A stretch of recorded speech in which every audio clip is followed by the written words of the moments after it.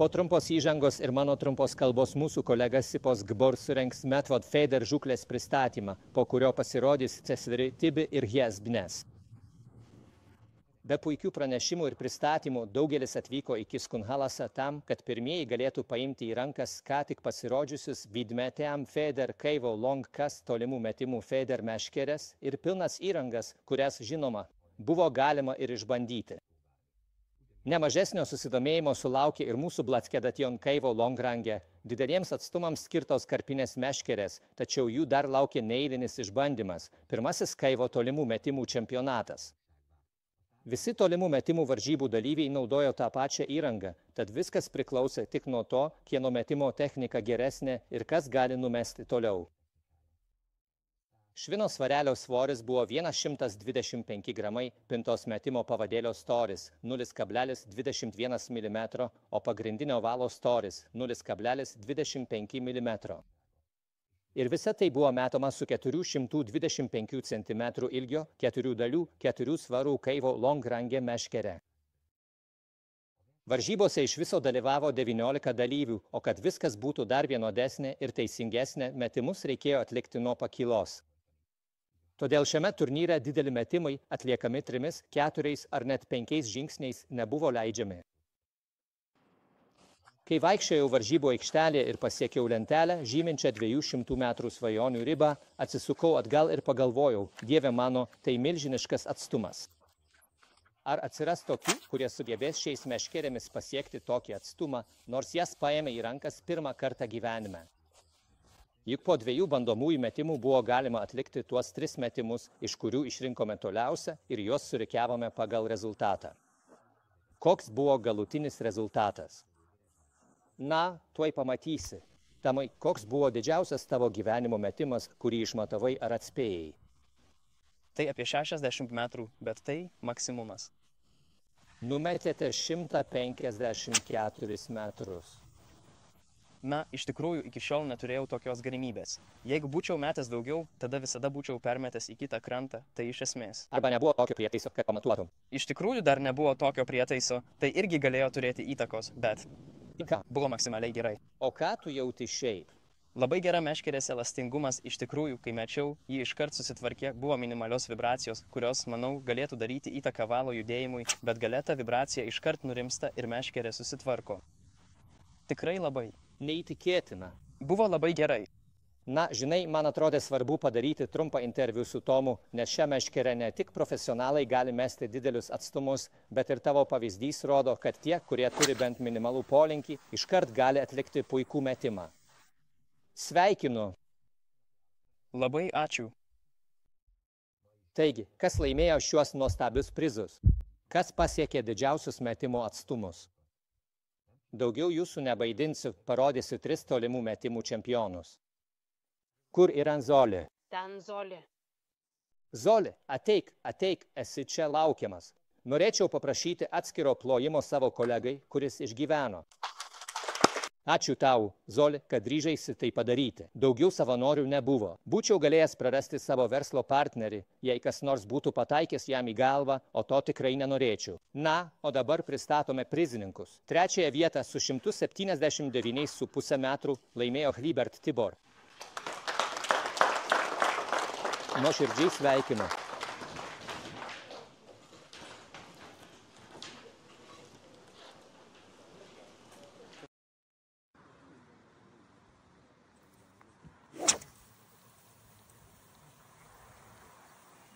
Ryti, na, mums labai patinka šį meškerį. Na, pirmasis trečdalis yra gana minkštas, tai matosi, tikrai ir traukiant žuvį jis atiduos savo darbą. Tačiau, žinoma, jis vis labiau tampa standesnis, stipresnis ir tam reikia tinkamos technikos bei jėgos, kad žmogus galėtų jį užmesti.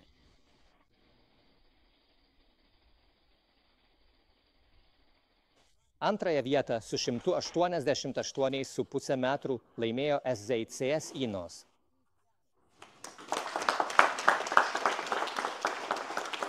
Nuoširdžiai sveikinu. Ši technika, šis metimas iš priekio, taip sakant, buvo arčiausiai to, kad metimas būtų sektoriuje ir kartu nebūtų trumpas pagal atstumą.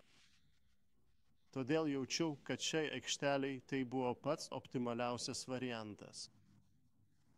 Taip, nes tai šiek tiek trukdo jūsų metimui. Juk reikėjo mesti nuo pakylos, negalėjote įsibėgėti.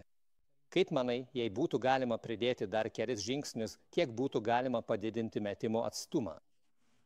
Na, visų pirma, manau, reikėtų priprasti prie lazdos. Pirmą kartą gavosi tikrai geri rezultatai, taigi lazda metimo metu veikia labai gerai, bet žinoma, praktikuojantis ilgesnį laiką reikėtų išsiaiškinti, ką dar galima patobulinti ar kur dar galima pridėti kelis metrus, bet esu tikras, kad su ja galima pasiekti 200 metrų. O pirmąją vietą užėmė tikrai fantastiškų pasiekimų. Beveik pasiekęs trokštamus 200 metrų su 197,5 metrų metimu Kazan Istvan. Nuoširdžiai sveikinu. Ir štai mūsų varžybų nugalėtojas. Nuoširdžiai sveikinu su beveik 200 metrų metimu. Ką dabar apie varžybas? Po to. Visų pirma, labai ačiū. Meškerė iš tikrųjų buvo labai gera. Pastaruoju metu treniravomės su stipresnėmis meškerėmis. Palyginti su tuo, jis surinko labai gerus skaičius. Ilgis irgi keistas, ar ne? Aš vis tiek mėgstu mėtyti su 3,94 m meškerėmis pats asmeniškai. Bet man tai buvo maloni staigmena, iš tikrųjų, atvirai pasakius, maloni staigmena iš tų kelių metimų, kad tokie geri rezultatai net mane nustebino. Koks iki šiol buvo tavo oficialiai išmatuotas ilgiausias metimas? Na, iš tikrųjų 207 metrai, kuriuos aš oficialiai išmatavau. Taigi, per savo treniruotės lauke aikštelėje, kur dažnai einame pamėtyti, ten iš tikrųjų buvo 207 metrai. Nuo to atsilikai mažiau nei 10 metrų, nors metei visiškai svetimą įrangą, bet per nacionalinį tolimo metimo čempionatą, koks buvo tavo oficialiai išmatuotas metimas? Aš nesu dalyvavęs nacionalinėme tolimo metimo čempionate. Aš nesu profesionalas, aš esu mėgėjas. Dalyvavau mėgėjų varžybose, iki šiol dalyvavau mėgėjų kategorijoje ir jų buvo 197 ir 41. Tiesą sakant, tu irgi meti, nes 197,5 metro numeti užsienietišką įrangą, manau, sakai mėgėjas gerai. Nesu dalyvavęs, nedalyvavau jokiose profesionalų varžybose, jokioje profesionalų kategorijoje. Mano tikslas, mano siekis? Taip, pamatysime. Taip pat reikia nušlifuoti savo techniką, kaip ir sakė Inosas, podiumas mums keistas, nes jis keistas ir man, bet manau, kad jis keistas ir jam. Nežinau. Reikia riboti žingsnius ir atsižvelgti į vėją, kad išliktume metimo diapazone ir turėtume atstumą. Taip, bet mes prisitaikėme ir štai, ką mums pavyko iš to gauti dabar. Bent jau tiek aš žinojau. Tai buvo tobula. Ponai, dar kartą visus sveikinu iš visos širdies. Labai ačiū. Labai ačiū. Labai ačiū, kad esate čia.